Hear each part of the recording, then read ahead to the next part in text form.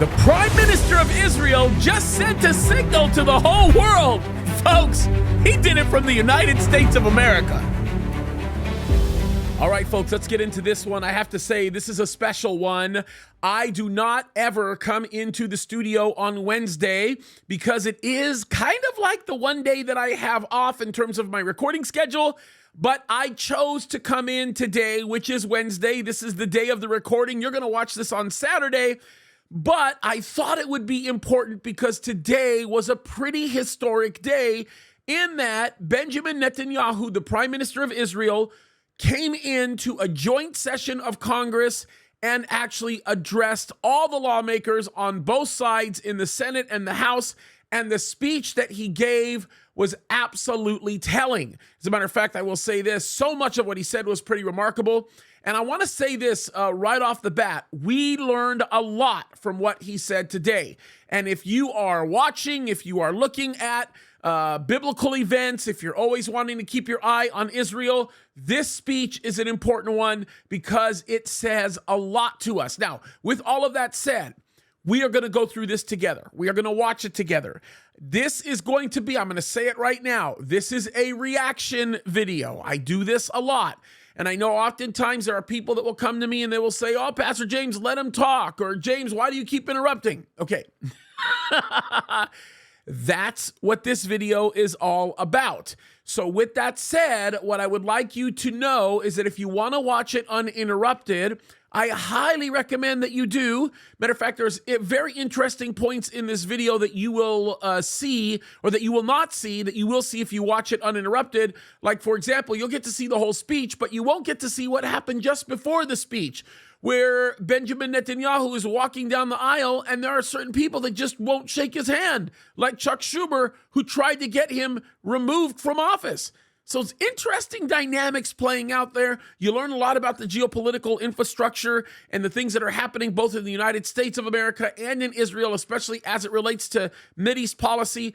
But this is an interesting one. So we're going to play this out. I will stop at certain points. I will address very specific issues, things that I think are really, really important.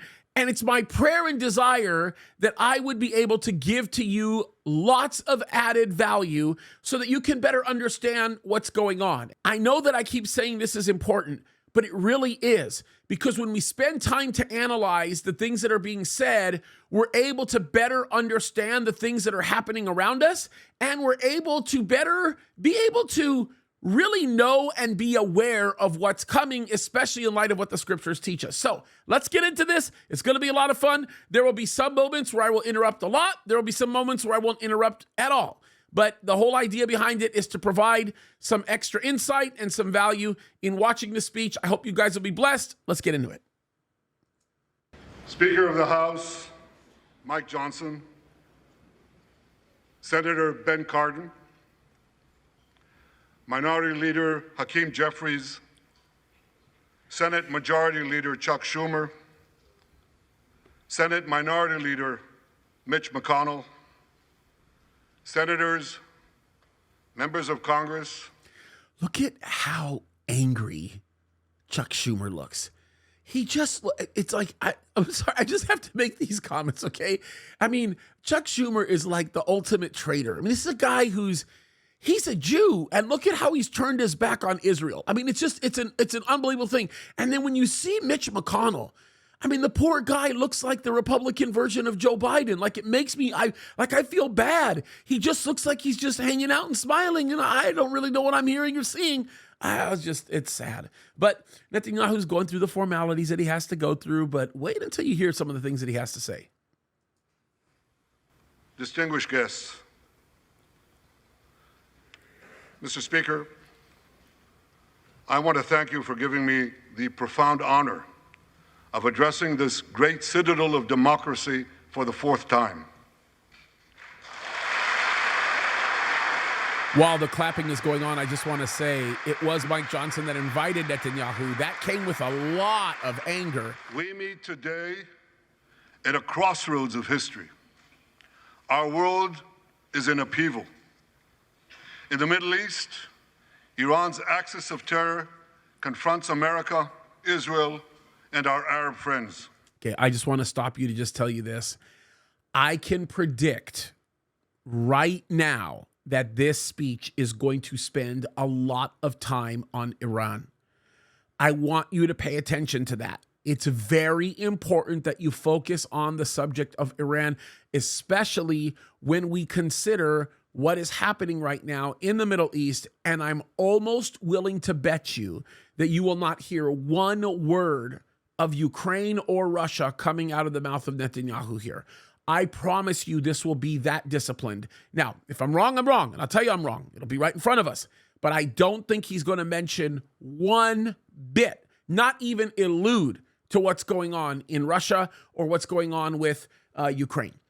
And there's a big reason for this, by the way. Geopolitically, there's a big reason for this. There's a big reason for this based on the relationships that Israel has established. But there's even a bigger reason, and that reason is Bibi is going to take a very disciplined and focused approach on Iran specifically. And by the way, I can also promise you this. I can promise you Israel is already dialoguing with Russia on somewhat of a regular basis, especially in thinking about what happened or just happened with Yemen and Yemen's attack on Tel Aviv and the very quick and swift response of Israel on Yemen, especially considering the idea that these were manned aircraft that came to attack Yemen in response to the initial attack that they had on Tel Aviv.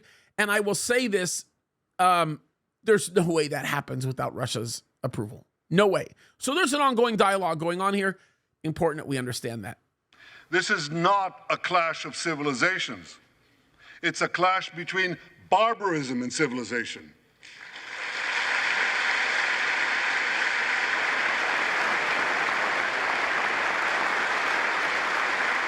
It's a clash between those who glorify death and those who sanctify life.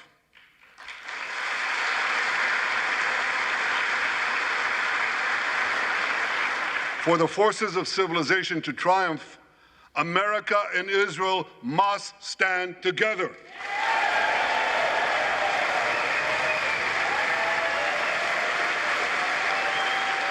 Notice Fetterman, who's standing up and who's applauding and who stands in support of Bibi. Now, this is weird because he was one of the most insane of these leftists. And after his stroke, all of a sudden, he's making a whole bunch of sense. Like it's like, I don't get it, but it is interesting to see that happening, right? I mean, it's interesting.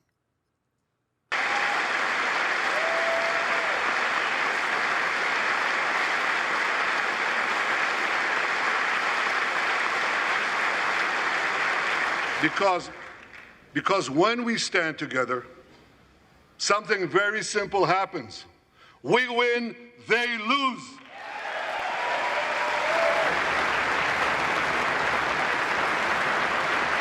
By the way, I will stop. A lot of you guys have asked me about the yellow ribbon that I wear on my collar. Matter of fact, it's the same yellow ribbon that Bibi is wearing on his jacket there. And this is a ribbon that we wear in solidarity for the hostages that are in Gaza right now.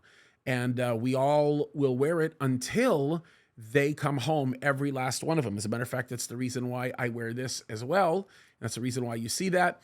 And it is a very, very important thing that we do stand in solidarity. It's really critical. As a matter of fact, there is another pin that's on Bibi. You can't see it because it's blocked by the microphone, but you will.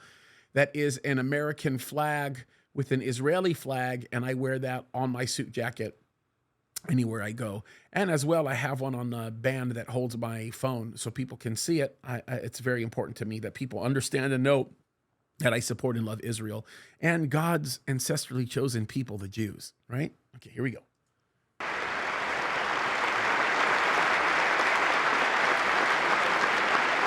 And my friends, I came to assure you today of one thing. We will win.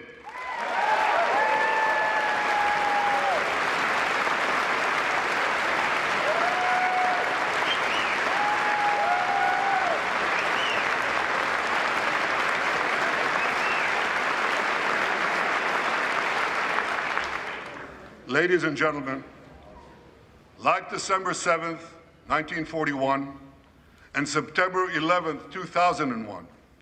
October 7th is a day that will forever live in infamy. It was the Jewish holiday of Simchat Torah. It began as a perfect day, not a cloud in the sky. Thousands of young Israelis were celebrating at an outdoor music festival. And suddenly, at 6:29 a.m., as children were still sleeping soundly in their beds in the towns and kibbutzim next to Gaza, suddenly heaven turned into hell. 3,000 Hamas terrorists stormed into Israel. They butchered 1,200 people from 41 countries, including 39 Americans. Proportionately, compared to our population size, that's like 20 9/11s in one day. And these monsters, they raped women, they beheaded men, they burnt babies alive, they killed parents in front of their children, and children in front of their parents. They dragged 255 people, both living and dead, into the dark dungeons of Gaza. I want to point out that this was very real, very graphic what happened. As a matter of fact, I interviewed an amazing, young, courageous woman who actually talked about her experience that morning in one of the kibbutz. And you do not, if you have not seen that, it is one video you don't want to miss. Also, I got to interview Bibi's brother. I did that a little bit after October 7th. And I'll put links to both of those videos in here because they are so important. Such important videos to be looking at. They get into very vivid detail as in what happened on that day and the after effects and the things that are being dealt with in the modern day, the relationship to Iran, and all of the things that are happening, and you don't want to miss it. They are both fantastic videos. Israel has already brought home 135 of these hostages, including 7 who were freed in daring rescue operations.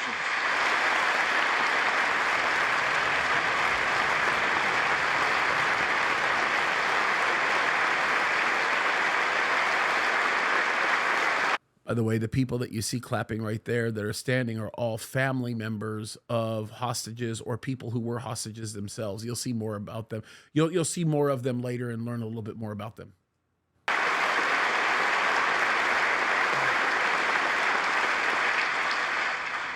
One of those freed hostages, Noor Gamani, is here in the gallery, sitting near my wife, Sarah. On the morning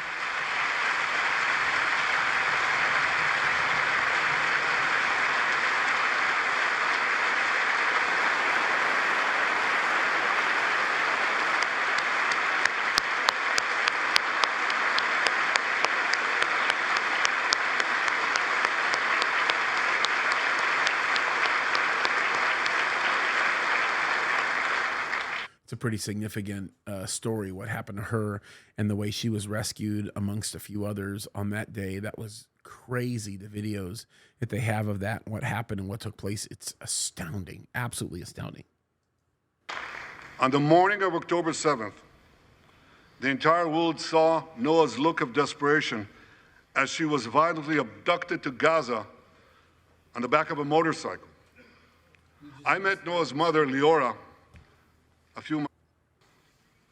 She was dying of cancer. She said to me, "Prime Minister, I have one final wish. I wish to hug my daughter Noah one last time before I die." 2 months ago, I authorized a breathtaking commando rescue operation. Our special forces, including a heroic officer named Arnon Zmora, who fell in this battle, rescued Noah and 3 other hostages.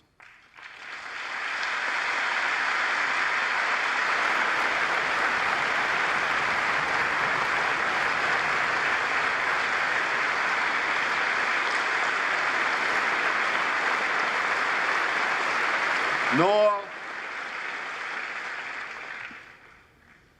I think it's one of the most moving things. When Noah was reunited with her mother, Leora, and her mother's last wish came true. Noah, we're so thrilled to have you with us today. Thank you.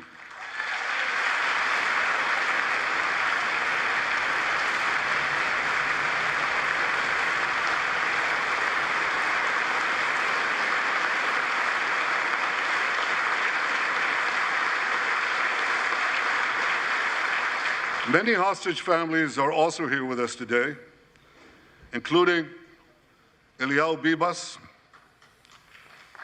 Eliyahu Bibas is the grandfather of those two beautiful red-headed boys, the Bibas boys, toddlers.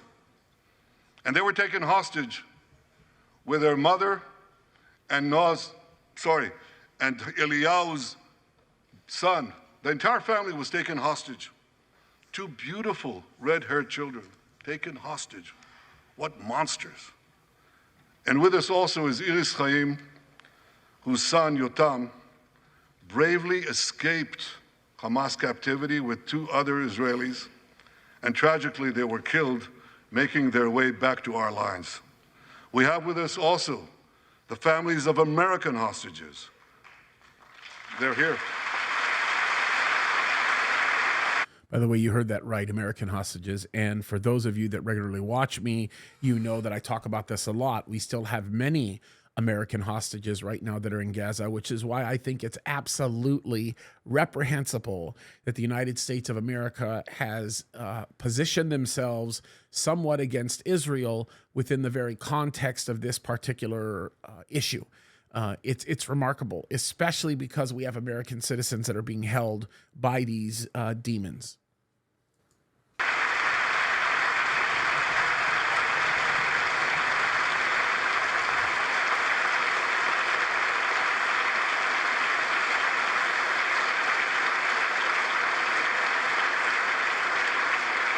The pain these families have endured is beyond words. I met with them again yesterday, and I promised them this: I will not rest until all their loved ones are home, all of them.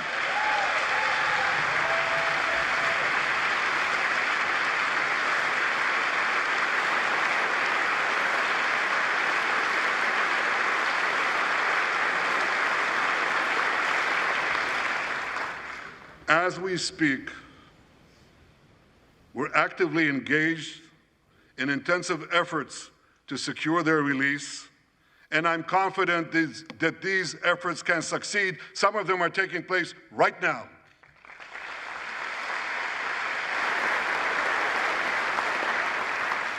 I want to thank President Biden for his tireless efforts on behalf of the hostages and for his efforts to the hostage families as well.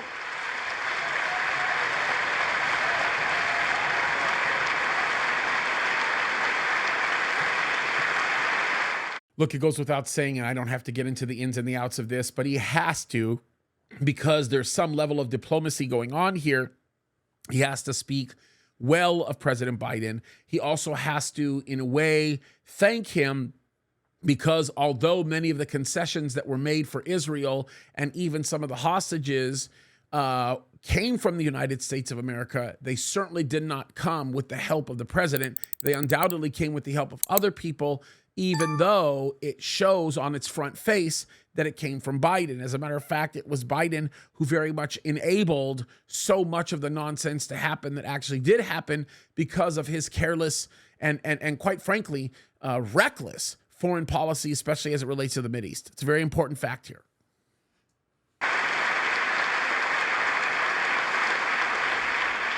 I thank President Biden for his heartfelt support for Israel after the savage attack on October 7th. He rightly called Hamas sheer evil. He dispatched 2 aircraft carriers to the Middle East to deter a wider war. And by the way, the aircraft carriers that were deterred in the Middle East, or that were sent to the Middle East to deter a wider war, that's what the official statement that Netanyahu says. But everybody knows that those carriers that got sent to the Middle East had a lot more to do with Russia than it ever did Israel. And the added bonus of deferring any attack from Israel in response to the savage attack by Hamas was also the intent of those carriers being there, especially when Biden went to Israel, which Bibi's about to mention right now. It was all designed to pretty much sandbag Israel's efforts. And it worked. And in many cases, it's what's put Israel in a very, very difficult position right now as we speak. He came to Israel to stand with us during our darkest hour, a visit that will never be forgotten.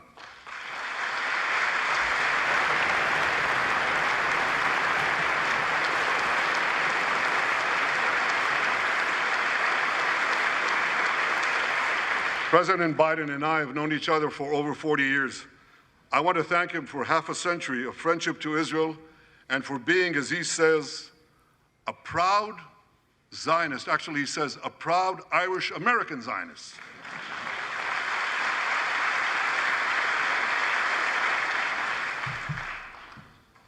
My friends, for more than 9 months, Israel's soldiers have shown boundless courage. With us today,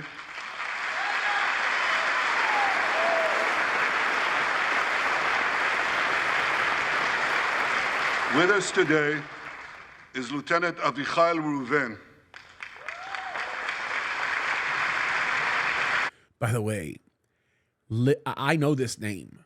Listen to how extraordinary this story is. This is an Ethiopian guy, okay?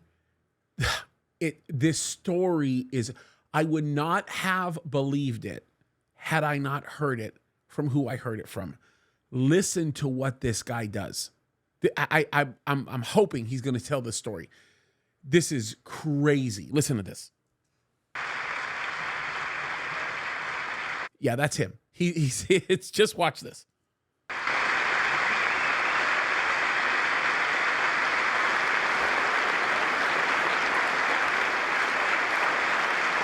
Avichai is an officer in the Israeli paratroopers.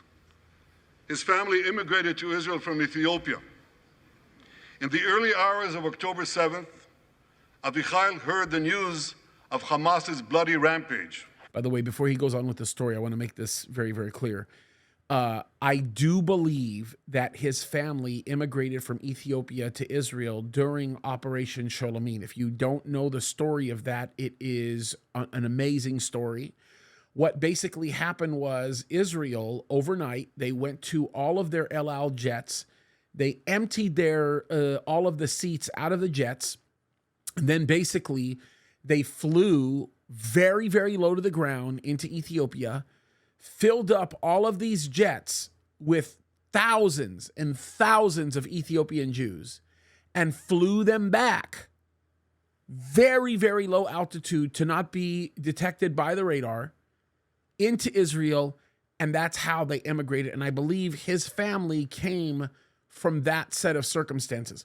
By the way, this is also another interesting story. They call it Operation Sholomim or Operation Solomon because of the fact that, if you remember, the Jews that are in Ethiopia are credited to have been there based on the relationship that Solomon would have probably had with the Ethiopian queen. So some really interesting things that are there. There's some really cool history and really cool story. So when you look at this guy and you begin to think about the story of what he actually did, it's remarkable. And the way that his family came to this country was uniquely courageous. And the way that this man defended his country is remarkably courageous. Watch this. He put on his uniform, grabbed his rifle, but he didn't have a car. So he ran 8 miles to the front lines of Gaza to defend his people.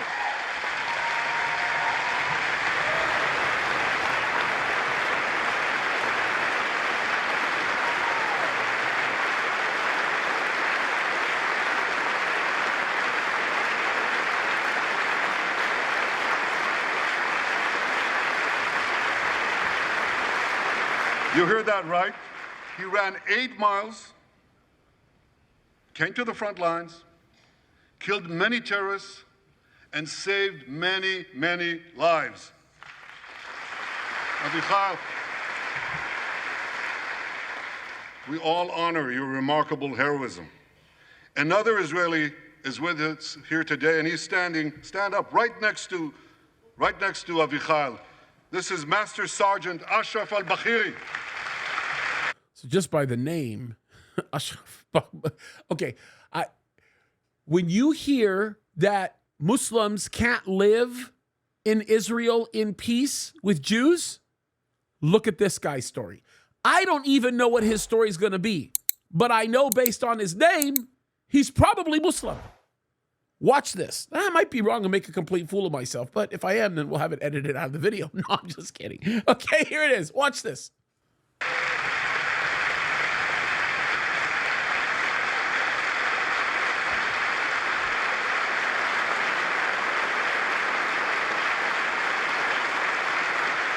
Ashraf is a Bedouin soldier from the Israeli Muslim community of Raat.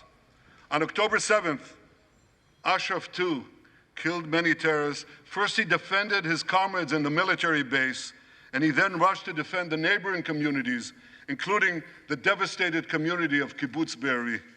By the way, Kibbutz Be'eri is where that young girl was from that I got to interview, Ella. And so you might want to go back and watch that interview.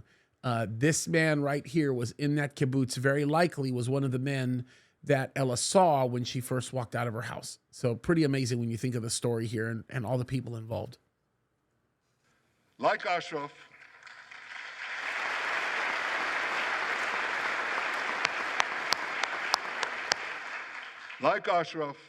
the Muslim soldiers of the... I want to just point this out, but the man that you see in the top left of this picture, who's bald, the black man, that's Raphael Warnock. He is a United States Senator. He is the pastor of Martin Luther King's church and might be one of the most wicked men in politics alive. He is the largest advocate for pro-abortion in the country, especially in the black community. And he is a dark, evil man who is deeply, deeply, deeply anti-God.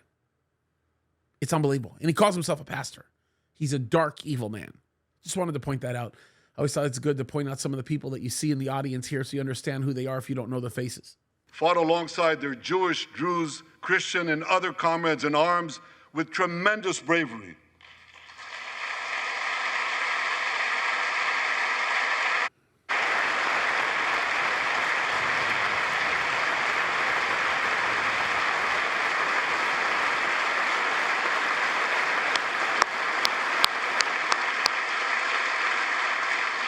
A third hero, Lieutenant Asa Sofer, is also here with us.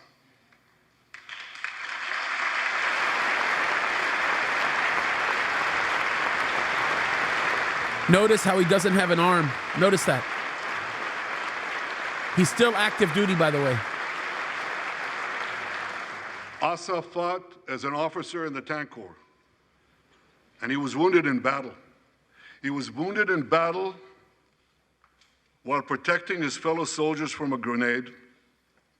He lost his right arm and the vision in his left eye.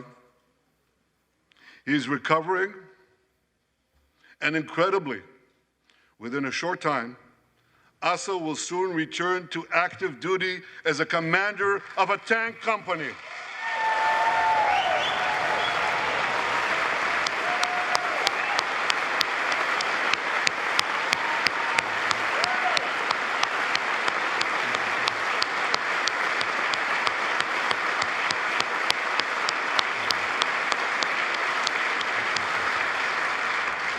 I just learned there is a fourth hero here, Lieutenant Jonathan Ben Chamo, who lost a leg in Gaza and continued to fight.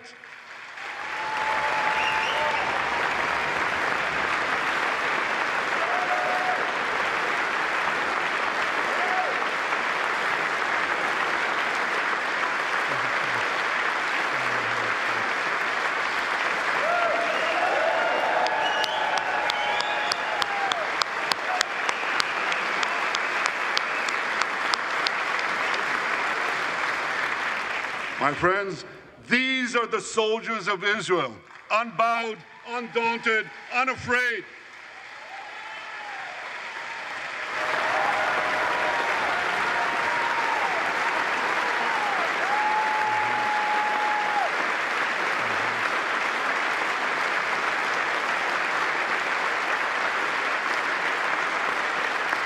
As the Bible says, Am kelavi yakum. They shall rise like lions. They have risen like lions. The lions of Judah, the lions of Israel.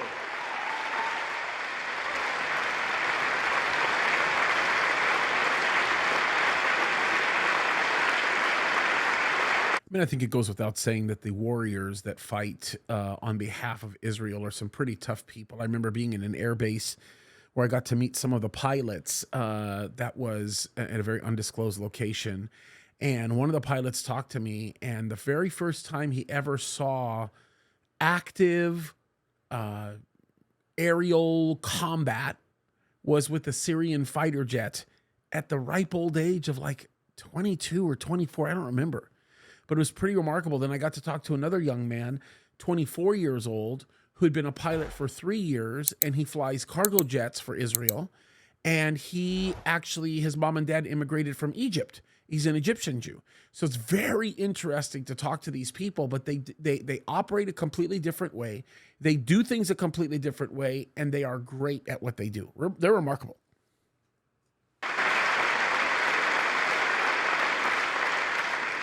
Ladies and gentlemen, the men and women of the IDF come from every corner of Israeli society, every ethnicity, every color, every creed, left and right, religious and secular. All are imbued with the indomitable spirit of the Maccabees, the legendary Jewish warriors of antiquity.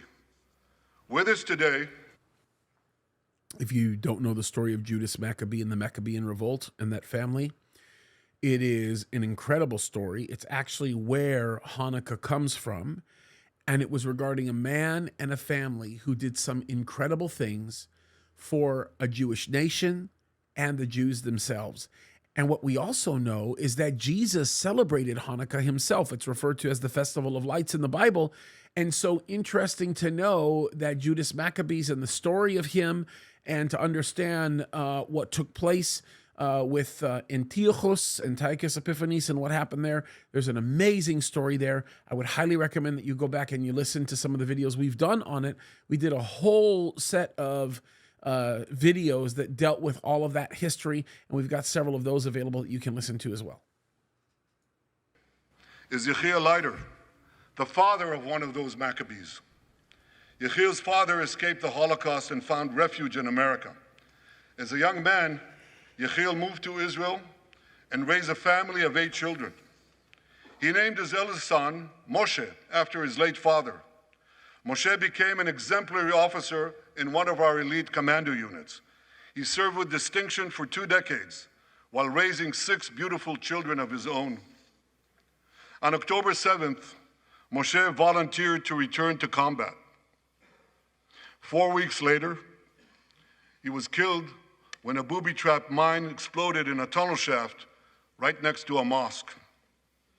At his son's funeral, Yechiel said this: "If the state of Israel had not been established after the Holocaust, the image engraved in our collective memory would have been the photograph of that helpless Jewish boy in the Warsaw Ghetto holding his hands up in the air with Nazi rifles pointed at him. But because of the birth of Israel," Yechiel continued, "because of the courage of soldiers like my son Moshe, the Jewish people are no longer helpless in the face of our enemies."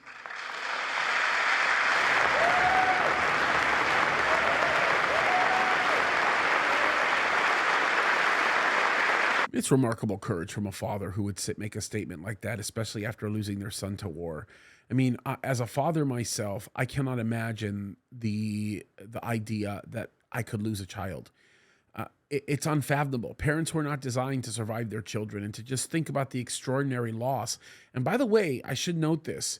BB knows what that feels like. So does his brother, because they lost their brother, and the story of how their brother died defending Israel and saving people's lives is extraordinary. It's absolutely extraordinary. He was a remarkable man who gave his life for the nation and saved a lot of people in the process. Pretty amazing story in that hostage rescue. Really, really good stuff. As a matter of fact, I spoke to Bibi Netanyahu's brother, and Ido will tell you a lot about what happened with his brother, and it's such a great story. As a matter of fact, I want to have him come back so he can tell us the whole story of what happened to his brother and why it's such a special thing.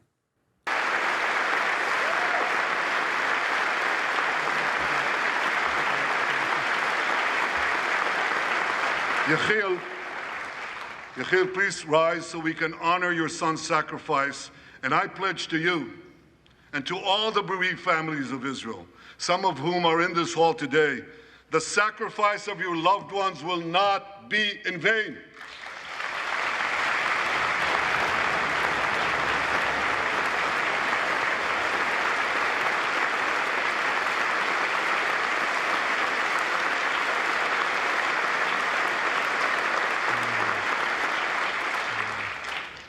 It will not be in vain because for Israel, never again must never be an empty promise. It must always remain a sacred vow. And after October 7th, never again is now.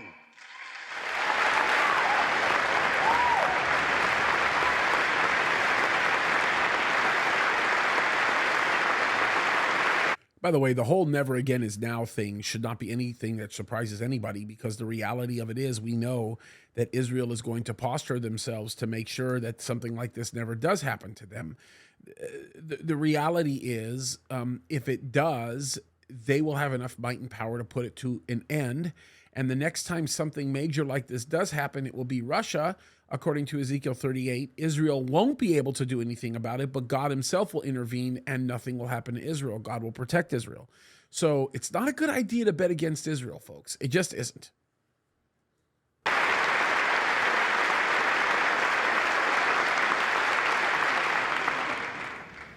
My friends, defeating our brutal enemies requires both courage and clarity.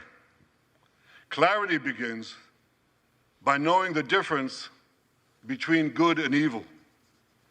Yet incredibly, many anti-Israel protesters, many choose to stand with evil. They stand with Hamas. They stand with rapists and murderers. They stand with people who came into the kibbutzim, into a home. The parents hid the children, the two babies, in the attic, in a secret attic.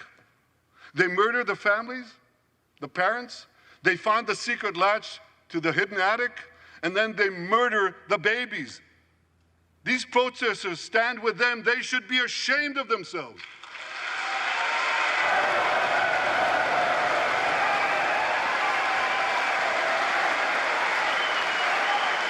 I'm going to make myself very, very clear. These people are despicable.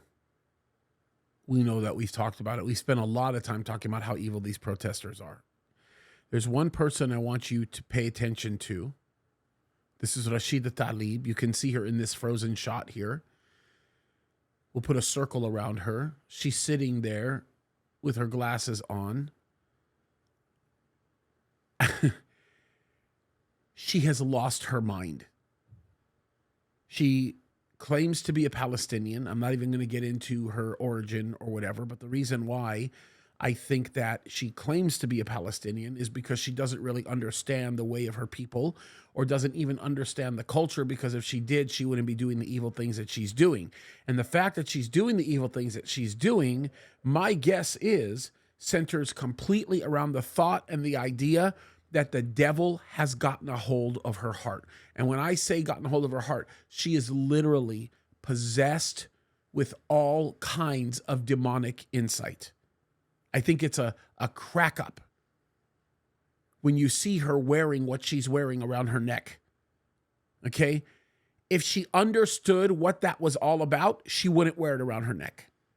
And we'll leave that be. I'm not even going to get into all of that. We've talked about it so much now, I feel like I've exhausted it. But this woman has called for the destruction of the Jewish state on more occasions than I can imagine. And it's demonic. And pretty soon they're going to focus in on her, and you're going to see her holding something, and you'll see what that actually is.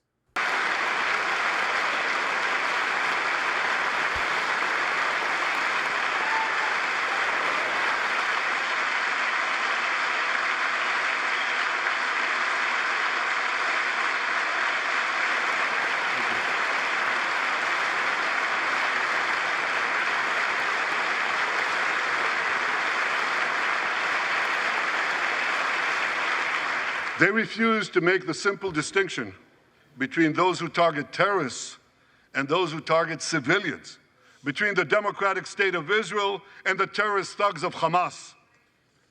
He's right, and we've talked so much about this. Hamas stands at a completely different level. They are a bunch of animalistic terrorists. They are savage animals who have no regard for human life. They hate the God of Israel. They literally are filled with deception. They are liars. Okay? Their own Quran teaches them to lie. Their own Quran says that Allah is the chief of deceivers. You want me to quote it to you again? وَمَكْرُ وَمَكْرُ اللَّهُ وَاللَّهُ خَيْرُ الْمَاكِرِينَ. It means that Allah is the chief of deceivers. That's their own Quran that tells them that.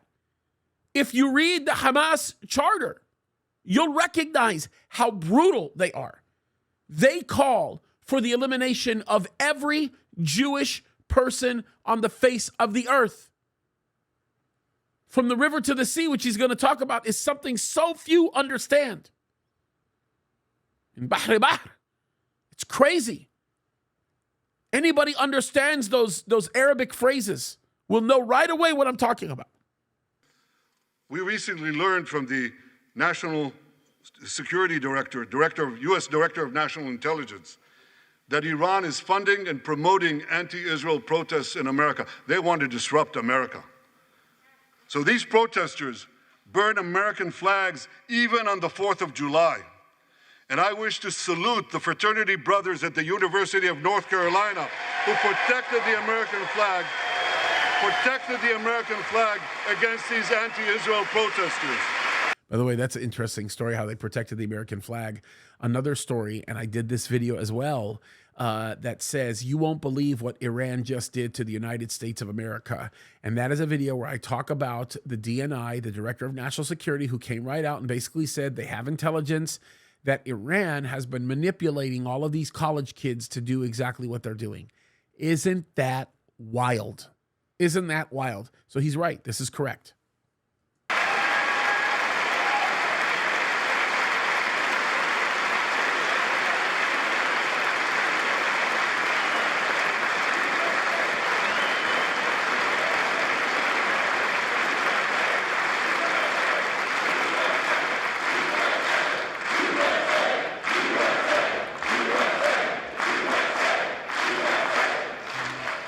For all we know, Iran is funding the anti-Israel protests that are going on right now outside this building. Not that many, but they're there, and throughout the city. Well, I have a message for these protesters. When the tyrants of Tehran, who hang gays from cranes and murder women for not covering their hair, are praising, promoting, and funding you, you have officially become Iran's useful idiots.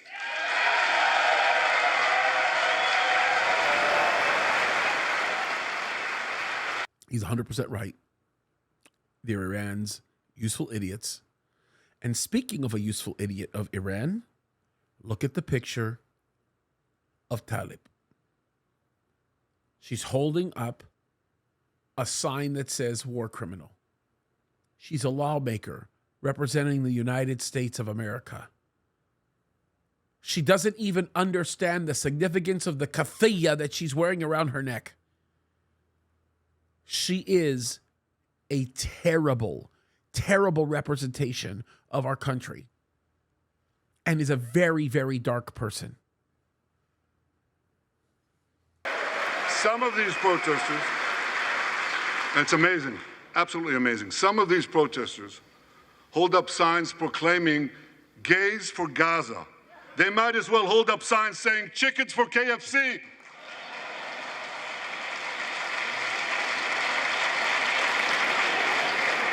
These protesters chant from the river to the sea, but many don't have a clue what river and what sea they're talking about. They not only get an F in geography, they get an F in history. They call Israel a colonialist state.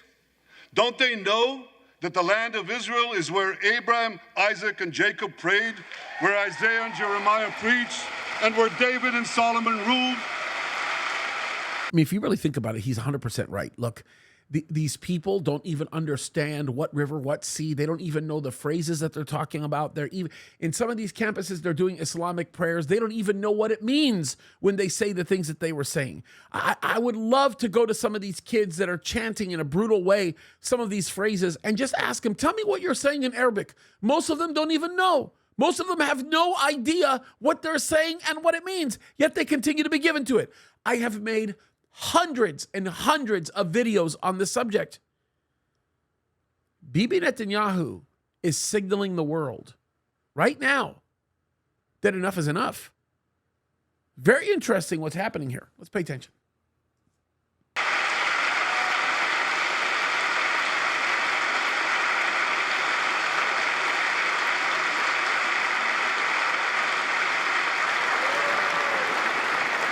For nearly 4,000 years, the land of Israel has been the homeland of the Jewish people.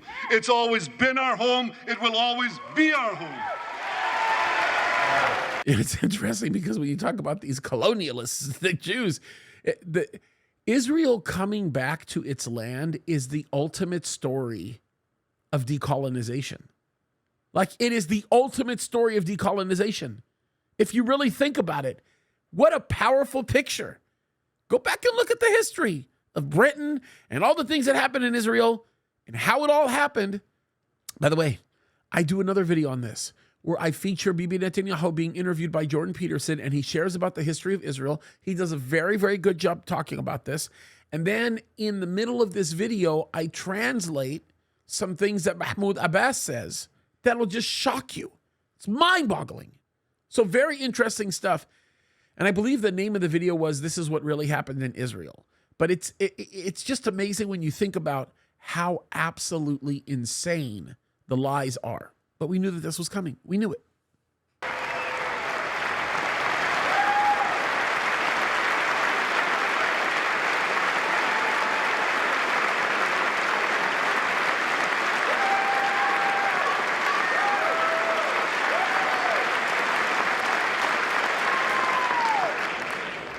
It's not only the campus protesters who get it wrong. It's also the people who run those campuses. 80 years after the Holocaust, the presidents of Harvard, Penn, and I'm ashamed to say my alma mater, MIT, couldn't bring themselves to condemn the calls for the genocide of Jews. You remember what they said?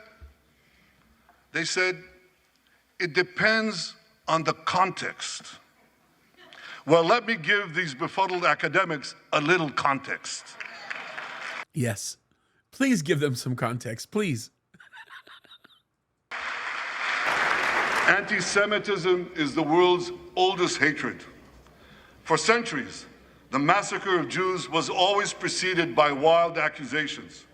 We were accused of everything from poisoning wells to spreading plagues, to using the blood of slaughtered children to bake Passover matzahs.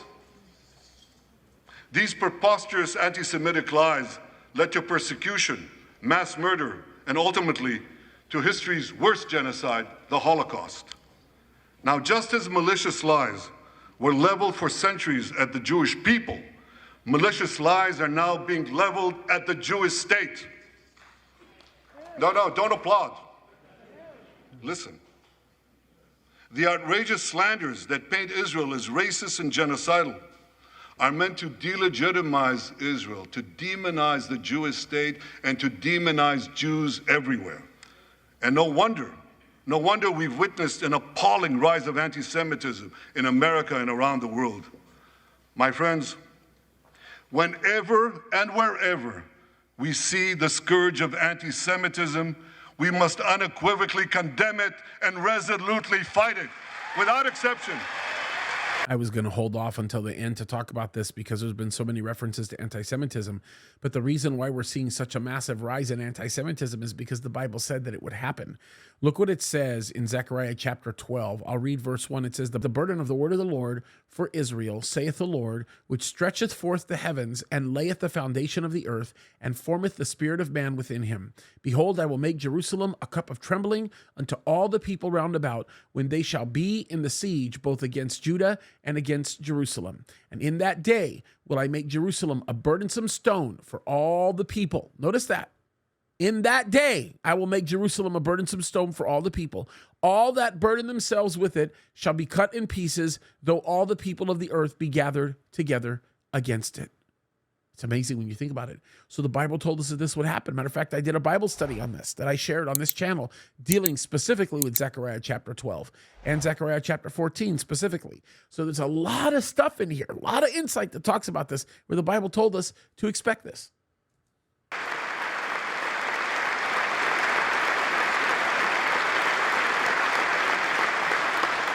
And don't be fooled when the blood libels against the Jewish state come from people who wear fancy silk robes and speak in lofty tones about law and justice. Here's a case in point. The prosecutor of the International Criminal Court has shamefully accused Israel of deliberately starving the people of Gaza. This is utter, complete nonsense. It's a complete fabrication.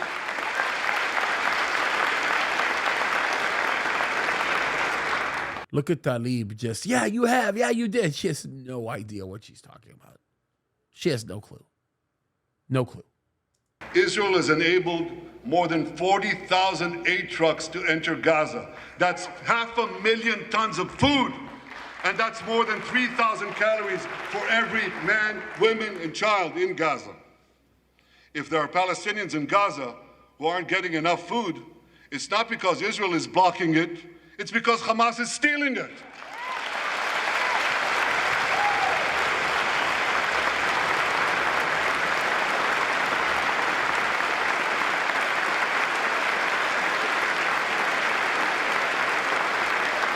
So much for that lie, but here's another. The ICC prosecutor accuses Israel of deliberately targeting civilians.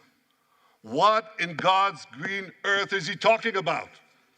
The IDF has dropped millions of flyers, sent millions of text messages, made hundreds of thousands of phone calls to get Palestinian civilians out of harm's way.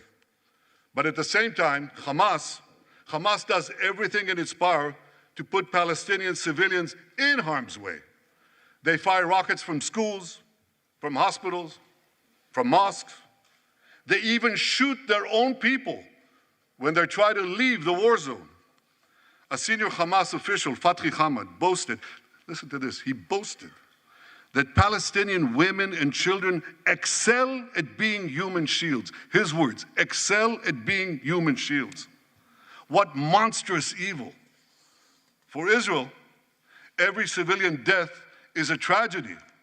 For Hamas, it's a strategy. They actually want Palestinian civilians to die, so that Israel will be smeared in the international media and be pressured to end the war before it's won. He is not wrong. Everything he says there is absolutely correct. It's absolutely correct. We'll finish listening to a lot of what he says here. I'm going to offer some brief analysis on this because it's really important. This would enable Hamas to survive another day, and as they vowed, to carry out October 7th again and again and again.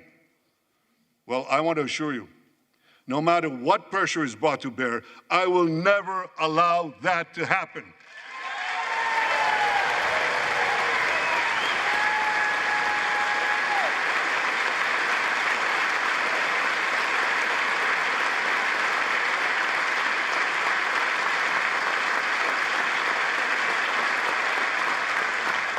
The vast majority of Americans have not fallen for this Hamas propaganda.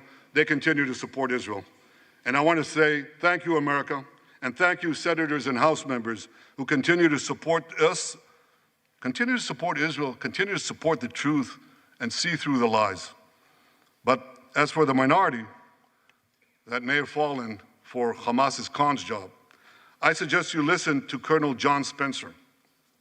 John Spencer is head of urban warfare studies at West Point. He studied every major urban conflict.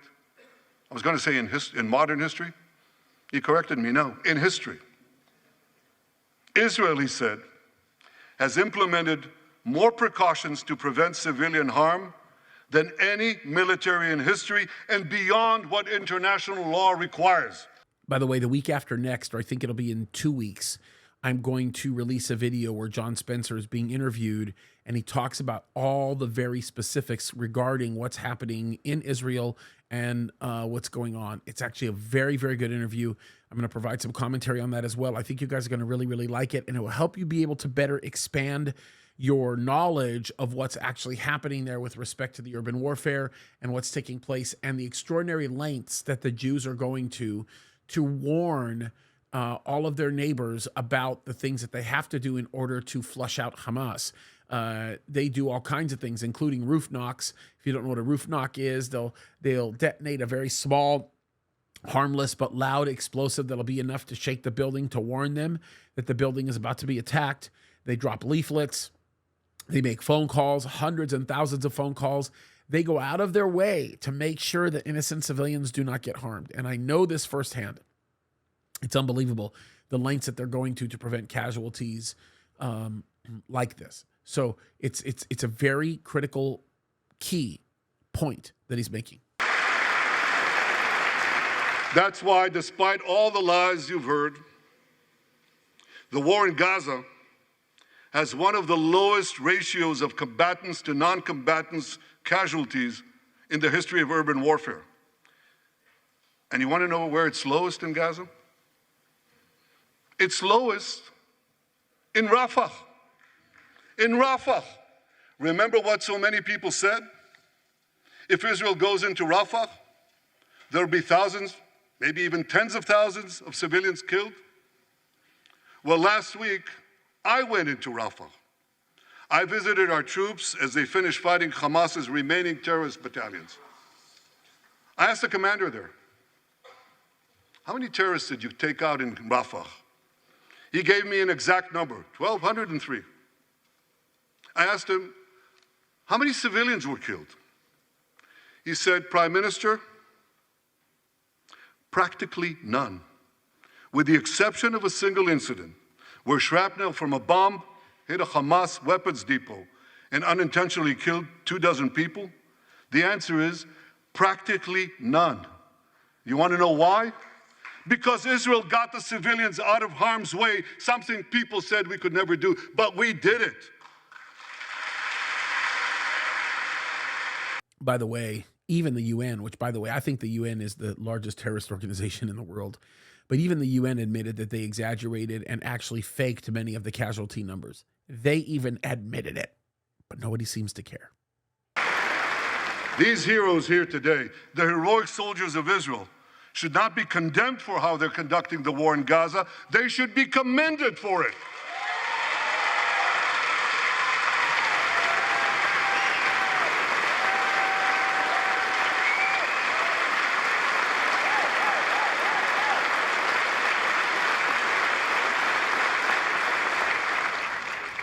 I want to thank all of you here today who forcefully opposed the false accusations of the ICC and stood up for the truth. These lies are not only libelous, they're downright dangerous. The ICC is trying to shackle Israel's hands and prevent us from defending ourselves. And if Israel's hands are tied, America is next. And I'll tell you what else is next. The ability of all democracies to fight terrorism will be imperiled. That's what's on the line. So let me assure you, the hands of the Jewish state will never be shackled. Israel will always defend itself. Because Israel has to. If they don't defend themselves, they die.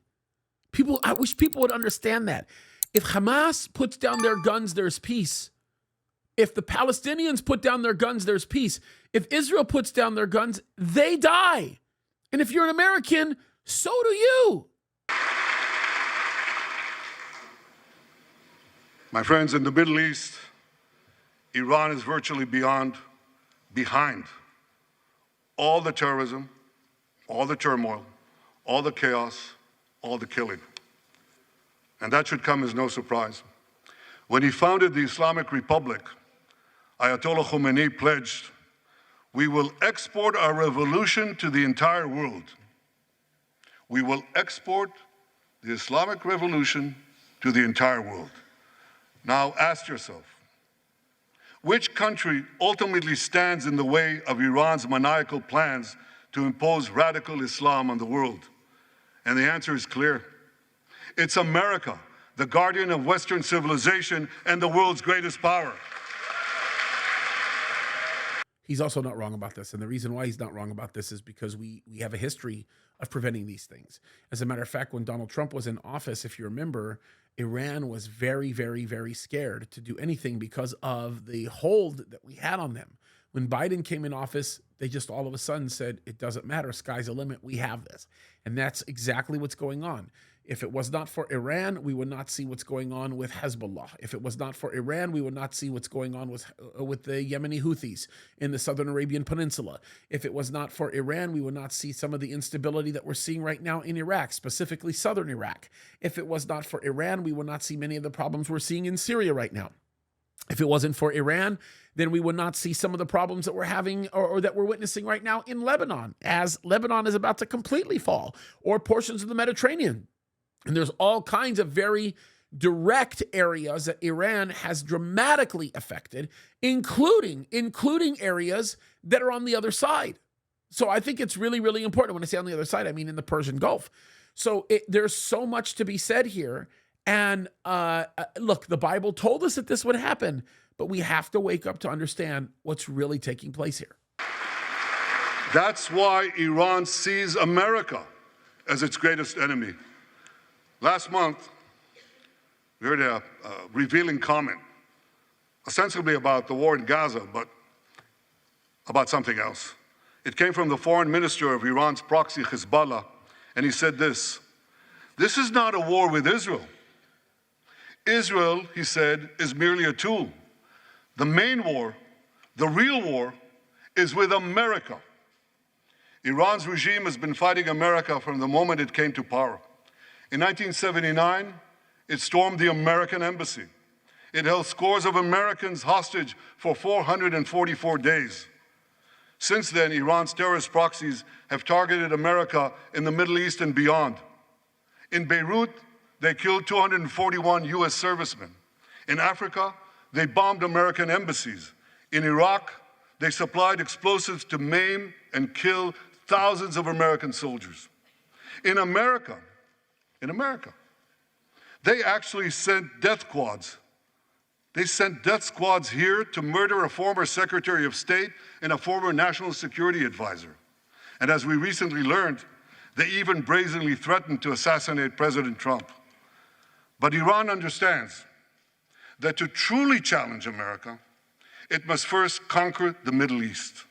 And for this, it uses its many proxies, including the Houthis, Hezbollah, and Hamas. Yet in the heart of the Middle East, standing in Iran's way, is one proud pro-American democracy, my country, the State of Israel. He's not wrong. He's not wrong. He's very, very right about this. That's why the mobs in Tehran chant death to Israel before they chant death to America.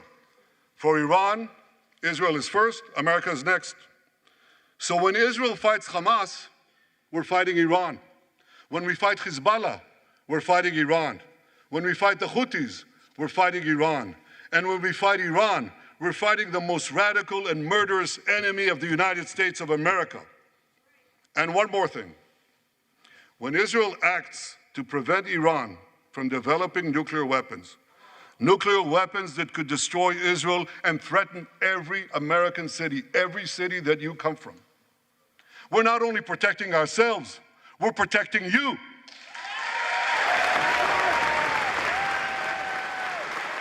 He's not wrong. He's right. He's totally right. My friends, if you remember one thing from the speech, remember this: Our enemies are your enemies. Our fight is your fight, and our victory will be your victory. If you don't understand the "our enemies are your enemies" concept and why that is a very, very correct thing to be saying, please go watch my interview with his brother, with Bibi Netanyahu's brother. Pay attention to what Dr. Netanyahu says, to what Ido says. He clearly outlines why Iran is a problem and why America should be grossly concerned with it. Ladies and gentlemen, that victory is in sight. Israel's defeat of Hamas will be a powerful blow to Iran's axis of terror. Another part of that axis, Hezbollah, attacked Israel on October 8th, a day after the Hamas attack. It has launched thousands of missiles and drones against us. 80,000 of our citizens in northern Israel evacuated their homes, becoming effectively refugees in their own land. We are committed to returning them home. We prefer to achieve this diplomatically, but let me be clear.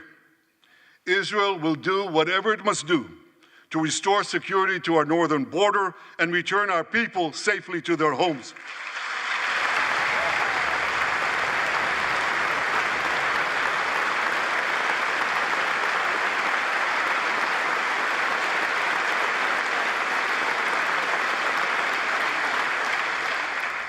Last Friday, a third Iranian proxy, the Houthis, attacked Tel Aviv with a deadly drone. It exploded a few hundred feet from the American consulate, killing one person and injuring 9. On Saturday, I authorized a swift response to that attack. All our enemies should know this. Those who attack Israel will pay a very heavy price. And as we defend ourselves, I want to stop and tell you a little bit about what happened with that. If you remember, we talked about this a little bit, but the Houthis in Yemen, which is, if you don't know where Yemen is, this is the southern portion of the Arabian Peninsula. This is directly south of Saudi Arabia, launched a pretty significant attack that had to have come through portions of Egypt, had to have come through a portion of the Mediterranean, had to have gone over the Red Sea. Matter of fact, there were several of those drones that were intercepted by U.S. assets when it went over the Red Sea, so it had to have gone over a portion of the inside of the African coast, which traced up into Egypt, maybe north of the Sinai, and then far west enough to avoid some of the detectors that were on or in or around Gaza, and basically went into Tel Aviv and blew up a pretty significant target. Now, the problem with that is, of course, innocent lives affected, the whole thing. Israel had to respond right away. So they did. They responded in kind, and they put live pilots out there to fly their assets into Yemen and target and destroy the target, which they did a very good job with. But I can tell you this right now, there's no way in the world they would have been able to do that without the permission of Russia. There's no way they would have been able to do that without the cooperation of Saudi Arabia. There's no way they would have been able to do that without the cooperation of most of the people that surround or around the Red Sea. And so all of these things are all significant issues. Very, very significant. So all things to be mindful of. And as we defend ourselves on all fronts, I know that America has our back, and I thank you for it. All sides of the aisle, thank you.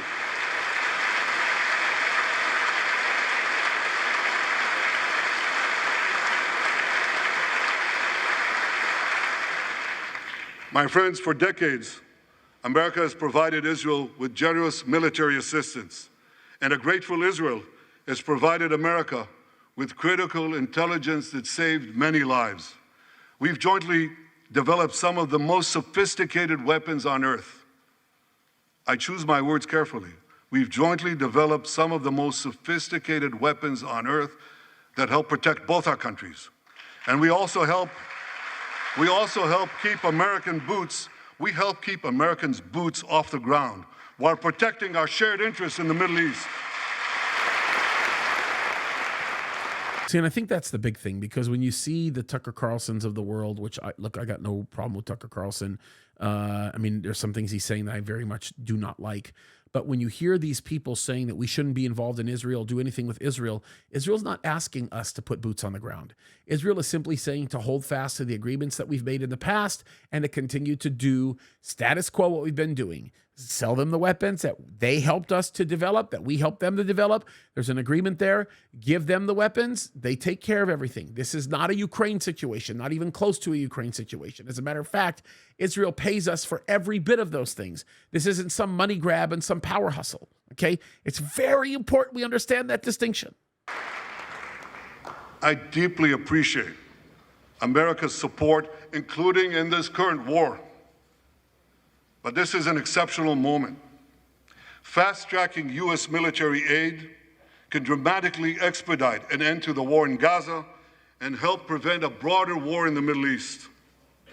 In World War II, as Britain fought on the front lines of civilization, Winston Churchill appealed to Americans with these famous words: "Give us the tools and we'll finish the job."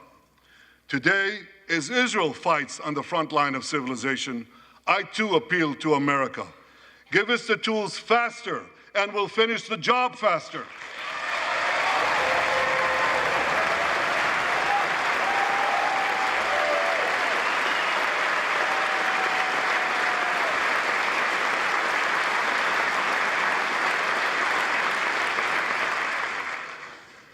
My dear friends, the war in Gaza could end tomorrow if Hamas surrenders, disarms, and returns all the hostages.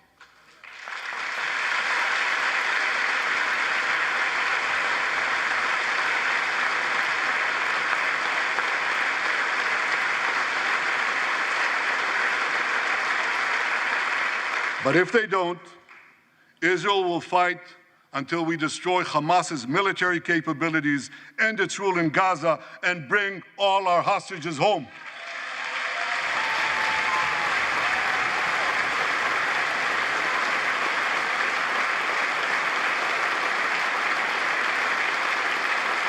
That's what total victory means, and we will settle for nothing less.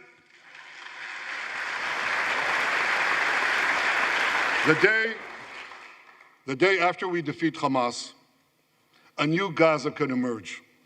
My vision for that day is of a demilitarized and de-radicalized Gaza. Israel does not seek to resettle Gaza, but for the foreseeable future, we must retain overriding security control there to prevent the resurgence of terror, to ensure that Gaza never again poses a threat to Israel. I mean, guys, you can't blame them for having that attitude, okay? If you look at a map of Israel right now and you look at the northern portion of Israel, that little finger that's up there to the northeast, there's nobody living there because of all the attacks that are going on. So they have to defend the position of their people. They have to defend the homes of their people. It's ridiculous what's happening. And there's no way in the world that anybody has any grounds to condemn Israel for doing what they're doing. It's unbelievable. Gaza should have a civilian administration run by Palestinians who do not seek to destroy Israel. That's not too much to ask. It's a fundamental thing that we have a right to demand and to receive. So let me tell you some of the signaling that's going on right now. And this is some big signaling from the United States of America by Bibi Netanyahu, and that's this. They're not letting go to Gaza. They're not letting go of Gaza. They are not letting go of Gaza. I'm telling you that right now. They're going to be in Gaza for a very, very, very long time. Don't be surprised by that. He just told us. A new generation of Palestinians must no longer be taught to hate Jews, but rather to live in peace with us.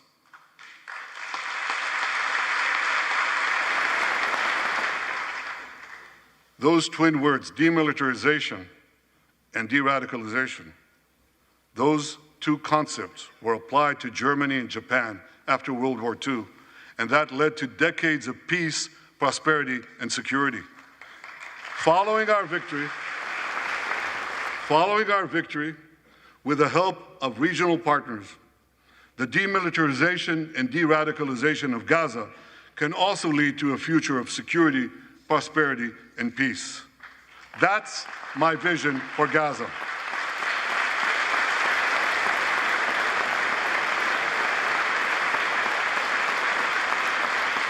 Now, here's my vision for the broader Middle East. It's also shaped in part by what we saw in the aftermath of World War II. After that war, America forged a security alliance in Europe to counter the growing Soviet threat.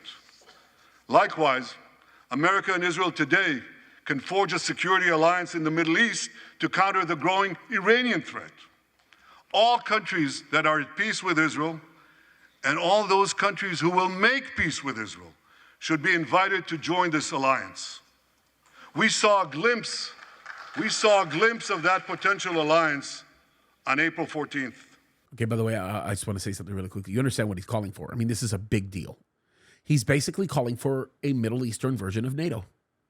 That's exactly what he's looking for.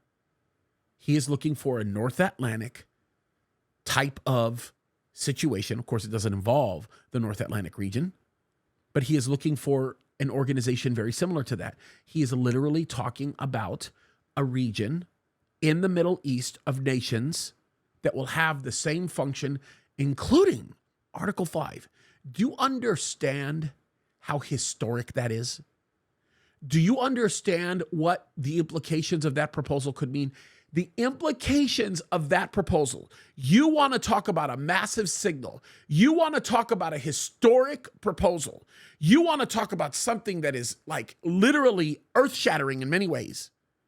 You are watching what may be the proposal that will put into effect what we read about in Ezekiel 38. Let me read to you the section of Ezekiel 38 that I'm talking about, because this is so unbelievably earth-shattering. Watch this, okay? Yeah, this is Ezekiel 38. This is verse 8. It says, "After many days thou shalt be visited. In the latter years thou shalt come into the land." Notice this. "That is bought back from the sword, and is gathered out of many people against the mountains of Israel, which have been always waste, but is brought forth out of the nations, and they shall dwell safely, all of them." So there's safety here. Safety. "Thou shalt ascend and come like a storm, and thou shalt be like a cloud to cover the land, thou and all thy bands, and many people with thee. Thus saith the Lord God, it shall also come to pass that at that same time shall things come into thy mind, and thou shalt think an evil thought. And thou shalt say, I will go," watch this, "I will go up to the land," this is verse 11, "of unwalled villages, and I will go to them that are at rest and dwell safely, all of them dwelling without walls and having neither bars nor gates." If this is going to actually happen, if this thing that Bibi Netanyahu is proposing actually happens, you have what it takes to bring Ezekiel 38 into play. You have the peaceful condition that we've been looking for. Folks, this is big. This is hugely earth-shattering. This is, I just want everybody to understand, this is a big deal. This is the Bible. Led by the United States, more than half a dozen nations worked alongside Israel to help neutralize hundreds of missiles and drones launched by Iran against us. Thank you, President Biden, for bringing that coalition together.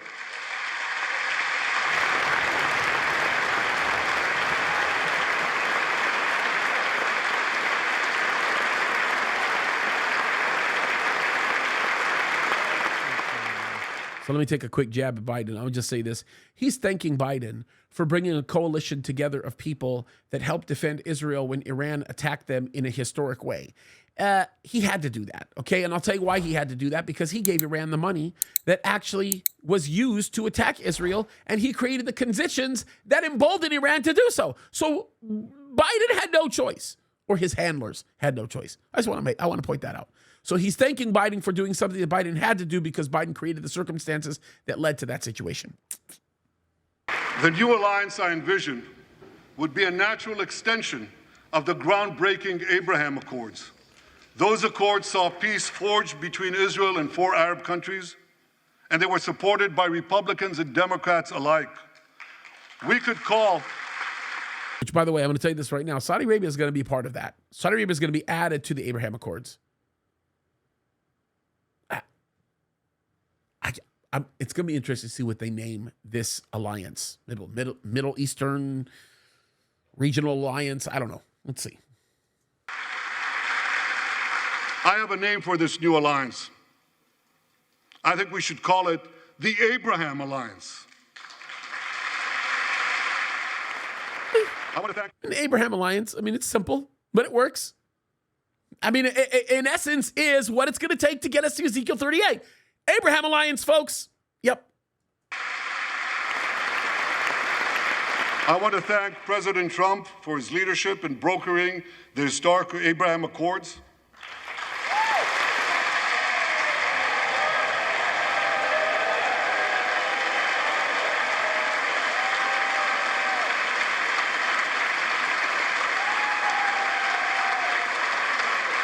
Like Americans, Israelis were relieved that President Trump emerged safe and sound from that dastardly attack on him, dastardly attack on American democracy. There is no room for political violence in democracies.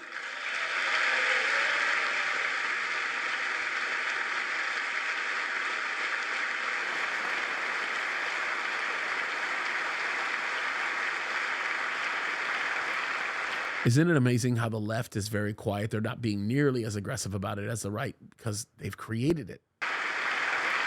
I also want to thank President Trump for all the things he did for Israel, from recognizing Israel's sovereignty over the Golan Heights, to confronting Iran's aggression, to recognizing Jerusalem as our capital and moving the American embassy there.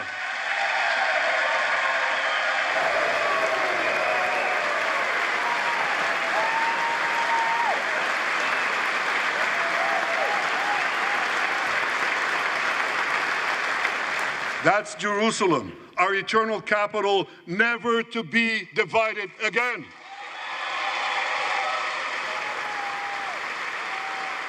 Yep. The Bible says that. No one's ever going to be able to do that again. God's going to protect his people. We know that. He's right. I'm hopeful about Israel because my people, the Jewish people, emerged from the depths of hell, from dispossession and genocide. And against all odds, we restored our sovereignty in our ancient homeland. We built a powerful and vibrant democracy, a democracy that pushes the boundaries of innovation for the betterment of all humanity. I'm hopeful about America because I'm hopeful about Americans. I know how much the people of this country have sacrificed to defend freedom. America will continue to be a force for light and good in a dark and dangerous world. For free peoples everywhere, America remains the beacon of liberty its extraordinary founders envisioned back in 1776.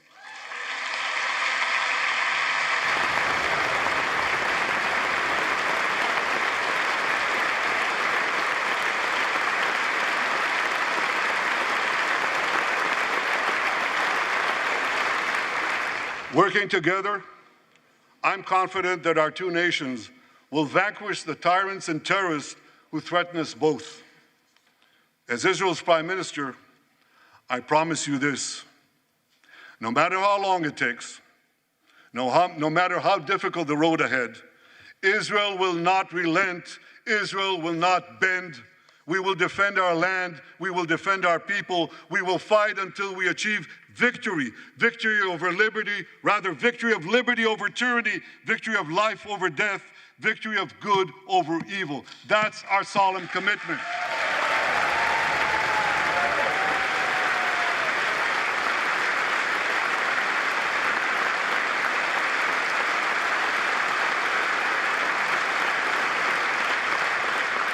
And we will continue to work with the United States and our Arab partners to transform a troubled region from a backwater of repression, poverty, and war into a thriving oasis of dignity, prosperity, and peace.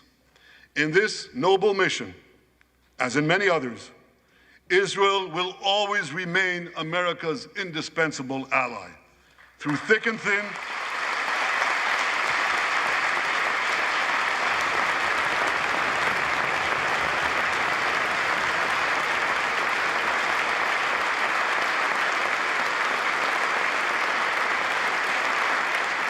Through thick and thin, in good times and in bad, Israel will always be your loyal friend and your steadfast partner. On behalf of the people of Israel, I came here today to say thank you, America. Thank you for your support and solidarity. Thank you for standing in Israel, with Israel, in our hour of need.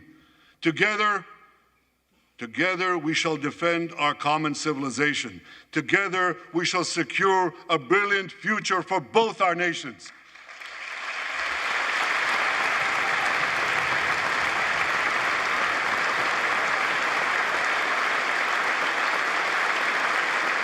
May God bless Israel, may God bless America, and may God bless the great alliance between Israel and America forever.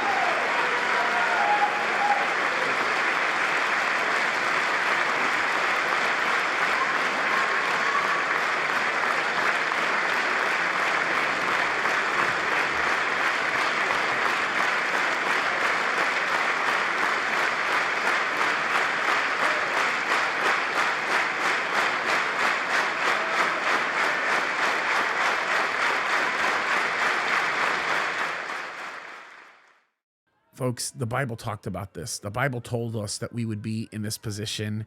And when you hear Bibi giving this speech and you see these proposals being made and this potential of this new alliance, folks, I'm telling you this right now, he undoubtedly did signal the whole world. And that signal has led us to a potential to watch the foundation being settled for what we know is in the Bible. This stuff is heavy, folks. I can tell you this, Christ could come back at any moment. And also, I cannot emphasize to you how critical it is for you to continue to go back to the Word of God to get insight about the world that is completely falling apart. A world that really, technically, if you think about it, according to the Word of God, it's actually coming together for the theater that we know will be the last days. Folks, we can see it. It's in the Word. Let's open up our eyes, our hearts, and our minds. The time is coming. God is faithful and he's good. Stay close to his word. Christ will come at any moment. God bless you, folks.